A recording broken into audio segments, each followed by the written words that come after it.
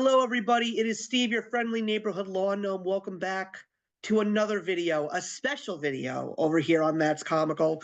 And if you're watching, it happens to be a Wednesday. Happy New Comic Book Day. Well, I know that I'm normally the guy who gets everything started here on the channel when it comes to our recording, but the truth of the matter is I'm not the one that's supposed to be sitting in the driver's seat today. This is actually a very special video because this is the premiere video of a project that Cami and I have been talking about for quite some time. So, of course, Cami is here.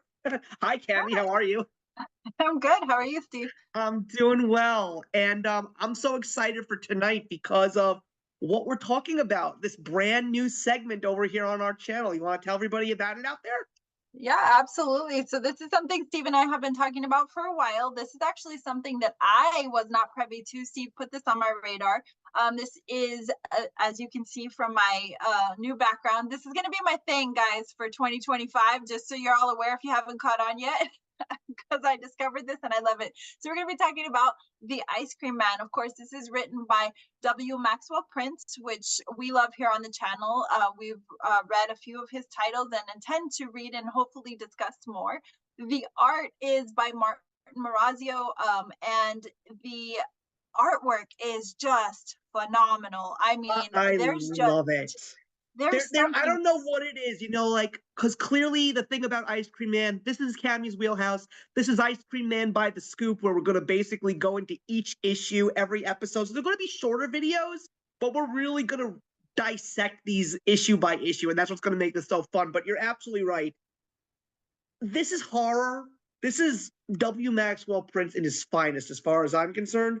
But there's something about the marriage between Prince and Martin Morazzo's artwork, not to mention the beautiful colors by Chris O'Halloran. I mean, this trio, they are a match made in heaven. And I think it's the artwork, really, at least in my opinion, that makes Ice Cream Man just so creepy and yet so scarefully delightful. I feel like we should refer to that trio as like the Spumani ice cream because they work so well together. Absolutely. But yeah, before we Absolutely. get too deep into this issue, I do want to touch on what you just referenced so our audience knows what that means. So when we say by the scoop, we're initially going issue by issue, so we don't overwhelm ourselves with a full arc or the full series, because obviously, this is something that's been around since 2018. There's a lot of ground to cover. And the unique thing about this series is that you don't necessarily have to have read one to read the next, because they are completely different serial issues, so it's not anything that you have to come in being, oh, I've read the first 6 issues. You can jump in literally virtually anywhere, and that's what makes it great. So Absolutely. it's going to be a fun discussion, and the fact that Steve had recommended horror is definitely what put this on my radar, because you guys know I absolutely love the genre. But this is a unique take on horror because you get our villain very early on in this story, and you kind of you want to know, where are these stories going, so let's begin at the beginning. We have Yeah. a really nice neighborhood introduction. It looks like just your quintessential kind of, it could be really any era, but it really has a 1950s feel to me. How about you? Raspberry Surprise. What a great way to start off a book like this. And I'm telling you, I just wanted to mention the whole thing about Ice Cream Man is, you knew that W. Maxwell Prince was a writer that I was such a fan of. I knew Ice Cream Man existed, but I really felt that because I had gotten back into comics a year after this book came out, that this was going to be the one thing that he had done that I was not going to get on. Boy, am I so glad that I changed my mind and started picking up these trades. The way that this is written, the anthology style, how there's some connectivity, but at the same time, like you said, you can read any random issue and not have to be concerned about what came before it. If anything, whichever issue you read, if it's issue number 1 or if it's issue soon to be 44, it will just make you want to read more. And this book, it sucked me in. I think this may be, I mean, I love Haha, I love Art Brute, I love King of Nowhere. Ice Cream Man, as someone who is not a big horror person, this is my favorite kind of horror. It's the absolute mind fuck. That's the one that gets me. That's the one I love the most. So, yes, we start off with an ice cream man just giving ice cream to kids. And already the creep factor sets in because you're already, as far as I'm concerned, you're already thinking stranger danger. Or Well, he's a little bit too perfect. You know, he's very coiffed, he's very meticulous, he's very spot on, he doesn't miss a beat. So you're definitely knowing, you know, from the jump, there's something off about Rick, the ice cream man. And yes, just the way he speaks to people, he kind of already knows, you know, more or less what everybody wants. So, you know, we begin with Sharon and her daughter. They get a very vanilla scoop. And then we are introduced to what I find as to be a little creepy kid. You know, there was just something quite off about Byron when we first are yeah, introduced to him. He comes up to the cart, parentless. yeah, And so Rick is kind of like, "Hey, buddy, where's your parents at?" And he's like, "Hey, you know, I can take care of myself. I'm a big boy." And we already know that there's going to be something up with this kid. So he yeah. gets two scoops, not one, because what child wouldn't get two scoops in the absence of a parent? Mhm. Yeah, and at the same time, when it comes to Rick, there's a little something off about him because anybody in modern day who uses the term lickety split, there's a problem right there. It always reminds me though that type of terminology of Buffy the Vampire Slayer. There's an episode where that type of terminology is used frequently, but I believe it also takes place in the 50s. And so you get kind of just that quirky, eerie, you know, feel. And to me, that is the quintessential horror. It's the horror that creeps up on you. It's the horror you're not expecting. I think modern day horror is all about the jump scares. It's all about the predictability, of knowing kind of what you're jumping into. And I love a slow crawl like this because you haven't quite figured out your character. You know from the jump there's something off with these characters, but you don't quite have the story. So Yeah, that's we the have, thing. It's the atmosphere. It's the atmospheric yeah. storytelling. Stephen King does it best, as far as I'm concerned. But this definitely has an it vibe to it all as well. And of course, that's my favorite. That's my favorite book of all time. It's funny that you mentioned Stephen King though, because a lot of people will reference the oddities in his stories. You know, obviously we go in knowing more or less what the story is going to be about, but it's when he's like, you know, and then he drinks from the gallon of milk and puts it back in the fridge. It's like, ew, that's kind of disturbing in and of itself. And why did you mention that? Now that's all I can think about, you know. So he's got really good subtleties like that that are very normal, but they do have a way of kind of playing on your psyche. That's good writing, that's good horror, and Maxwell Prince does it very well here. Yeah. um as we kind of leave the ice cream cart, that's when we get into the crux of our story. Who is this kid Byron? We're following him home, and we're kind of not really sure, is this just a narration? Is this like a narrative of a third party? Is this in the kid's head? You know, so there's a lot of speculation, even the how you one would interpret this while reading it, because it's just factoids about this particular venomous Brazilian spider. And you're kind of going through the motions and you're like, okay, so we went from ice cream to a Brazilian venomous spider. Where are we going with this? Yeah, that was definitely something that pops out of nowhere. And then, of course, the first big kicker, or to a certain degree, there is a jump scare or two in this book. And I think the first, this is Sure. probably the first one when, before Byron opens his door, he puts a clothespin on his nose. And then I'm saying to myself, uh-oh, something is definitely not right. And then we see in the kitchen the decaying bodies of his parents. And then he says hi to them. That's the part that's even creepier. And then there's the spider. So yeah, you definitely see that first interaction with the spider, and he's got a pet name for the spider, Rupert, which I love. It just gives it a fun feel. And then he's talking to the spider as though this is like his best friend, but clearly we can see from what you just mentioned, no parents are here any longer. They're dead at the table, stiff as a doornail. And he's kind of going through the motions with Rupert, something isn't right here. My parents, haven't moved in days. I'm starving. But he doesn't see any oddity in reporting this, which you've got to continue to ask yourself, what the heck is wrong with this kid? Yeah, so of course we then get taken to a police station where we get Yes. a very bizarre moment where a crazy lady pulls out a dead cat skeleton out of her purse. So That is like random at its that finest. that And definitely puts you in the zone. There's got to be something in the air, which always kind of takes you back to that baseline of horror. There's always that town, there's always those people, there's always something that kind of either comes from the water table or comes from the soil. So you do see a map in that police station of St. Generous. So it kind of alludes to, are all the stories going to be surrounded by this town, or is this just the first placement of this? And then you have a partner pair, and they're basically sitting there interviewing that old woman and kind of just figuring out, is she nuts? And she's talking about what she believes to be the culprit of the creature that skinned her cat alive. And then, as wolf you alluded, creature. she pulls it from her purse, which is super creepy, but super awesome all in the same.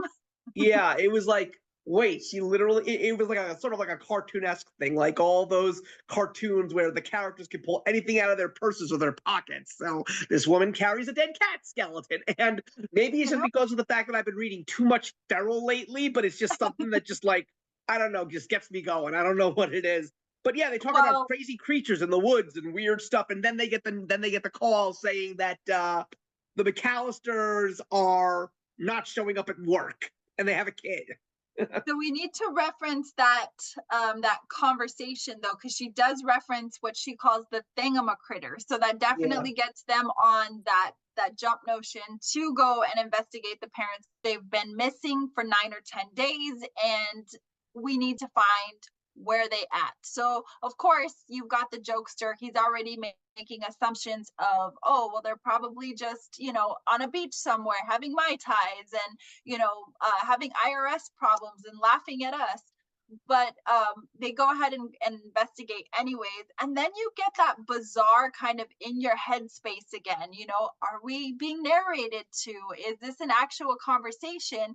But the female detective, who's known as 5V because she's got 5 syllables in her name, she can hear his thoughts, or at least one of the thoughts. So we kind of deviate from that conversation. We're in the woods now, and now Byron is up against the ice cream man again, and he's a little bit clandestine. He's got ripped clothing. He's not really, trying to hide anything, but he's making it very known to Byron, hey, you shouldn't be in the woods alone. It's dangerous for kids to be by themselves. Yeah, So now and then you're he asking turns yourself, a stick into 2 scoops of chocolate ice cream for him. so yes, so then we get to, hey, what's that in your hand? And then he turns that stick into ice cream. So now you're asking yourself, okay, now we've entered a bizarro land. He can virtually turn anything into ice cream. And not So just that, he remembered him and knew his order. yes. So um we're kind of trying to piece the puzzle together, and I guess at that point, as a continuous reader, you're asking yourself, okay, am I drawing the right conclusion? Is Rick the ice cream man also the thingamacritter? It suits the outline, but you don't really get that full vision. We flash back though to the detectives in the house, and now we are making that correlation to Rupert. He bites the detective, the male detective, and we've got another stiff body on our hands. This is kind of where it gets a bit bizarre. Yeah. The kid runs out the house. He's just trying to save Rupert. He's under the firm belief that it's very apparent they're going to try and confiscate the spider, which they only want to do that obviously to test the venom and to see what they're up against. But they end up face to face with the thingamacritter, and it's very apparent based on the ripped shorts that Rick, the ice cream man, and the thingamacritter are one and the same. Looks like it. So we've got now the detective, the female 5V, and Byron in the woods up against the thingamacritter. But then all of a sudden, the spider reappears and bites the Thingamacritter and or Rick. And now we've got this really bizarre what just happened. So now we're asking ourselves, is this going to also kill him? But wait, he's not human. So what's going to transpire here? He ends up running away into the woods. I thought this was kind of heartbreaking. She looks at the kid and she's like, "Hey kid, you got a name?" And he's like, "Yeah, but Byron." And she's like, "You know what? Fuck you, Byron." Yeah, that was still the part that just doesn't make sense to me. It's just like, It doesn't. The kid doesn't have anyone in the world. You know, his parents are dead. He's obviously got some mental deficiencies. and at the same Why? time, she's basically saying that to him because she believes that all of these events were things that he actually let happen. But the truth of the matter is, we really are left with that question, like, really, was he? And like, what we Right. never really figured out is, what is the power that this spider had over him, you know? Absolutely, because it clearly they have some form of communication. He feels very connected to this spider. Was it like a pet beforehand? It does leave some lingering questions. I love things like this because these are like weird tales of the 1950s. It gives you a story, but it doesn't give you all the parts and pieces. So it leaves your imagination kind of wandering, you know, and you can virtually connect these dots however you choose. And in a way, you can kind of piece in the backstory as well, which is kind of cool. So Yeah. yeah, it definitely leaves that lingering feeling of what is the value of the spider, and then we see the spider run away. And then we get that ending that only W. Maxwell Prince can give you. And all it does is it leads you to more questions because the spider finds him. And then what does Rick do? Clearly, he remembers the spider and he Yes. turns him into an ice cream. So now I have to wonder, is the next person to ingest this scoop of ice cream going to have the same venomous effects? We truly don't know because we drive off into the sunset with what only our imagination can hear is that beautiful music that appears on the ice cream truck that we followed so many times as an adolescent. Yeah, I mean, when this issue came out, I mean, the thing that I love so much about Ice Cream Man is that it's still not a mainstream book, but It's it's got not. like one of the deepest cult followings in the indie comic world. It's like, as someone who has gotten so invested into comics as well as the comic book community over here on YouTube, every single time an Ice Cream Man issue comes out, a lot of channels are raving about it because it's just, it's been a while since the last issue, because these issues don't come out monthly. These issues come out very much separated from each other. I mean, the fact that it's been quite some time since issue number 1 came out. It's 2025 now, and we're only up to issue 44. So it and W. Maxwell Prince is not really working on tons of other kinds of comic projects. So it's definitely letting me understand that there's definitely a lot of tender love and care that's put into this book. Yeah. And it definitely takes a little time between issues because they clearly are trying to secure the longevity of this book.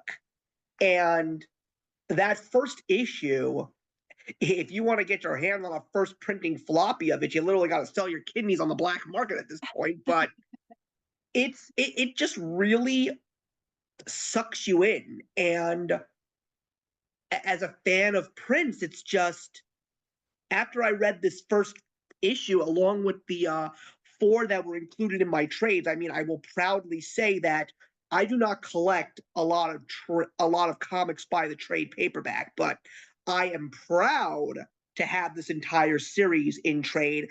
And I really think it's better to have it in trade than have it in floppy, because these issues, each and every one of them, as far as I can tell, you've got to read them more than once, because you're always going to get a different feeling when you read them. A different concept is going to pop into your mind.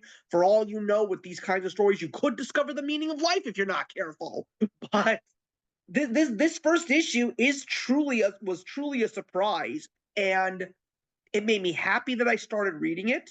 And clearly, you know this. I had to get the word out. I had to share this with the people that I know that love comics just as much as I do. And you, in particular, as the channel scream queen, I was dying. It took me a while to actually get your thoughts on this book.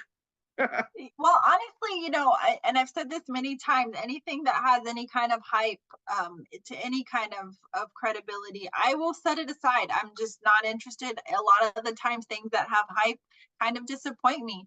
But when you recommended it, and I had already heard many people recommend it, I'm like, okay, if Steve's recommending it, then it's got to be something I need to read. And I was blown away by not only the artwork, but the storyline. And like I said, it gives me those feels of those early horror comics, the weird tales, and the things that just kind of leave you guessing. And there's a beauty to it. I do want to say though, since this has been quite a while since the inception of the first comic, and we were just talking about the price point of the floppy, anyone watching the channel that wants to go back and read these issues, please use your local library. You can easily get these in digital format through Hoopla, and that costs you $0. And if you really want to collect them, you can also do that digitally for a very low price. Of these earlier copies are usually, like, sometimes you can get them on a sale at 99 cents. I got number one at $1.99. So they're very affordable digitally. Don't break the bank. Don't, go out and kill yourself trying to find these older floppies.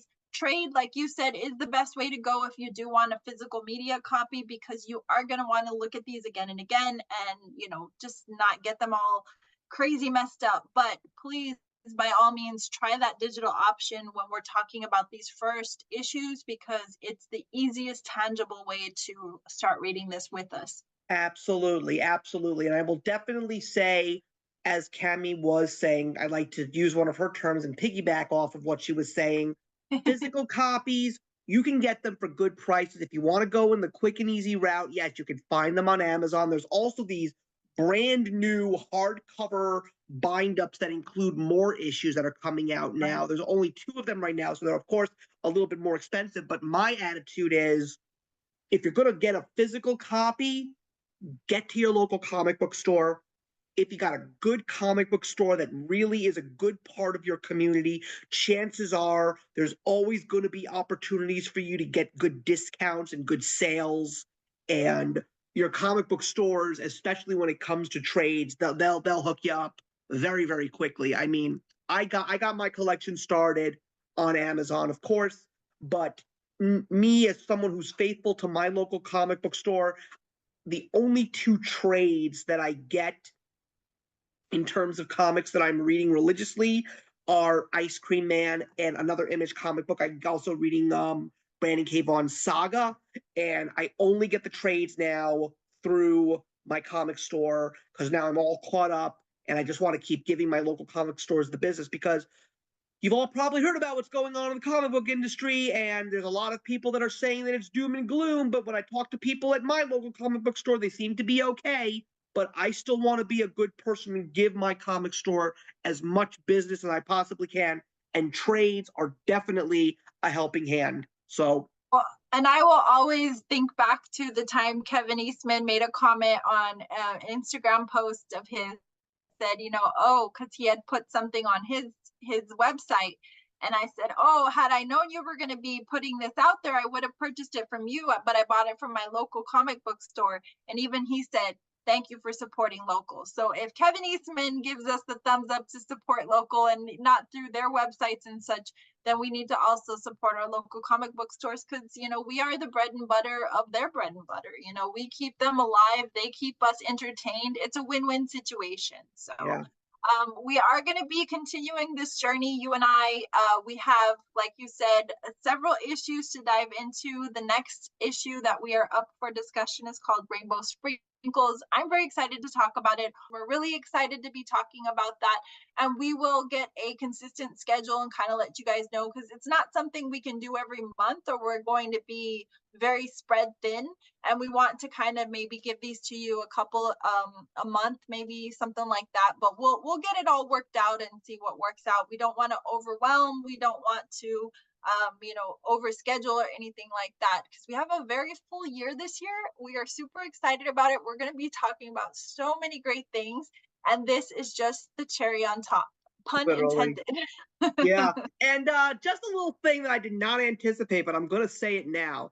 If you guys are really curious about the little music that I put in the beginning of this video, I'm going to put a link to where it comes from. So if you really want some nightmare fuel, this is what you're going to see. So there will be a link to the video right there. It takes a lot, guys, to creep me out, and Steve creeped me out. So if you look this up, be prepared to be weirded out, because it's odd. It is so odd. Ice cream is a feeling.